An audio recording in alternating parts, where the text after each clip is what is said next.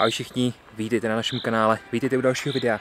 Dneska se společně podíváme na nůž Veritas od společnosti Hydra Knives. Jdeme na to.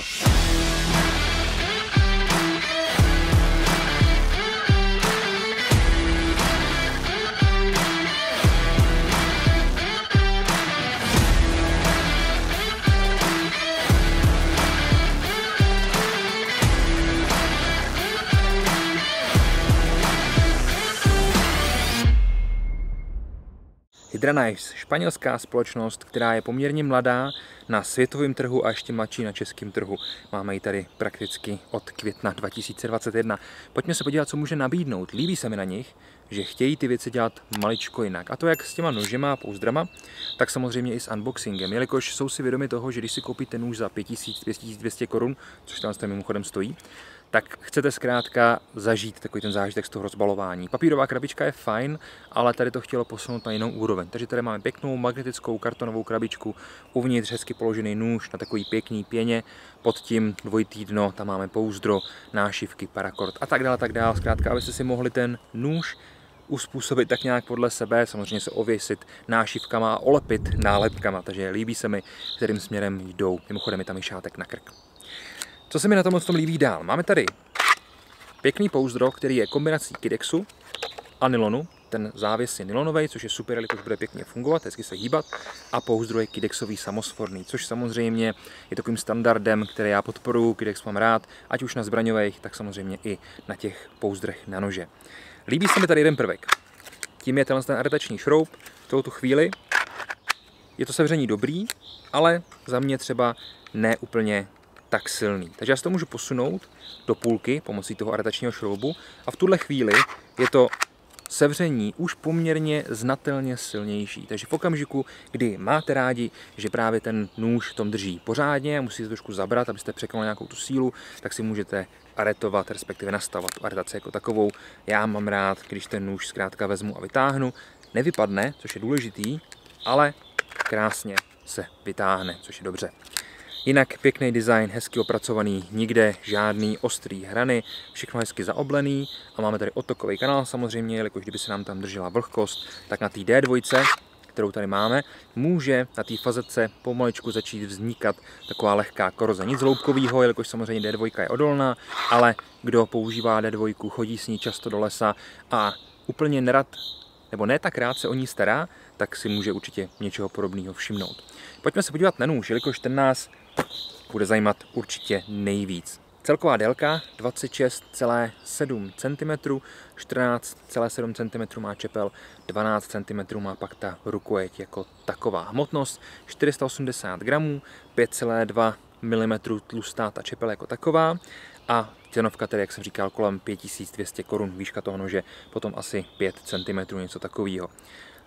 Čemu tenhle nůž používat? Jedná se o velice univerzální nůž, především díky tomu tvaru, taky té čepele, takový sheepfoot, takový Wharncliffe nůž. Mám rád tu ponosí konstrukce, jelikož ta špička je opravdu velice agresivní.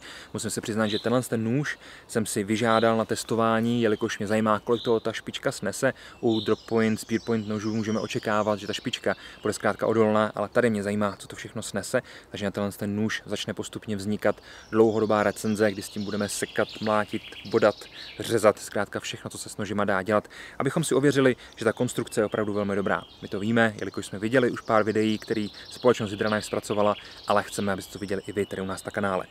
Pojďme se zaměřit víc na ten nůž. Jak jsem říkal, velice univerzální použití, takže taktika, samozřejmě outdoor, nějaké takovéhle věci, proč ne? Máme tady čepel, která je v tom Wharncliffe tvaru, tedy v takové té tuponosí konstrukci, krásně rovnojí ostří, krásně rovná ta fazetka, žádný zoubky, nic takového tady není potřeba a když se o tom bavíme, tak se rovnou můžeme vrhnout tedy na tu čepel jako takovou. Jak jsem říkal, 5,2 mm, 14,7 cm potom ta délka. Povrchová úprava je tady v tomhle případě udělaná black powder coating, o který jsem tady už mluvil, ať už v tom prezentačním videu nebo v nějakých dalších nožích, takže u ní se nemusíme úplně dlouze zastavovat. Co se mi na tom líbí dál, je samozřejmě ten tvar, je velký brusnej choil tady vzadu, nahoře na páteři potom vroubky, kam si můžete zapřít nůž, nebo palec respektive, abyste s tím mohli nějakým způsobem fungovat. Vyvážení je vlastně prakticky na ten first finger groove, to znamená na ten ukazovákový na to ukazováku vybrání, na té rukojeti jako takový, což znamená, že ideální, díky tomu potom mám vlastně hmotnost toho nože pod kontrolou a můžu s tím fungovat, jakým způsobem budu chtít, ať už na revers nebo na standardní úchop jako takovej. Roubky tedy bych se mohl zapřít, trošku zabrat třeba při nějakém řezání nebo při něčem takovým. Ocel D2, nástrojovka, velice vděčná ocel pro tyhle full tank nože, je prostě perfektní, dutej výbrus, kalení potom někde kolem 60 HRC, což je samozřejmě super, jelikož 60 HRC je dostatek na to, abychom to byli schopni nabrousit nebo naostřit sami, ale zároveň je to už dost na to, aby si to udrželo tu fazetku poměrně dlouho. Kalení tady probíhá stylem kryo, co znamená kryo kalení. V okamžiku, když to standardně zakalí, se vezme tekutý dusík a začne se to pomaličku ochlazovat, ten materiál, ta čepel jako taková, až na teplotu minus 200 stupňů Celsia, což je poměrně dost.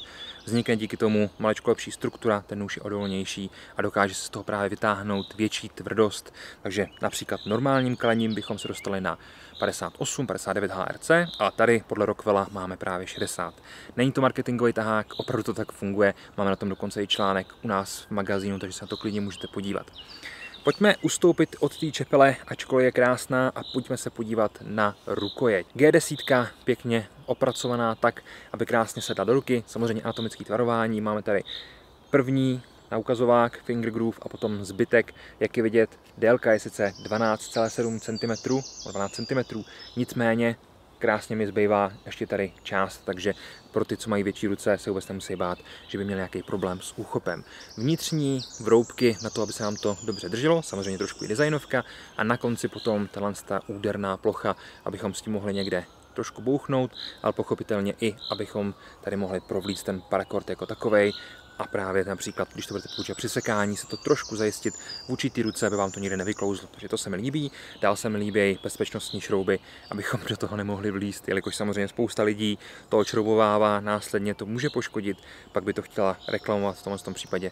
Bezpečnostní šrouby, jasně, půjdete někam do nějakého krámu, stejně se to koupíte, ale je fajn, že to tady takhle myslej.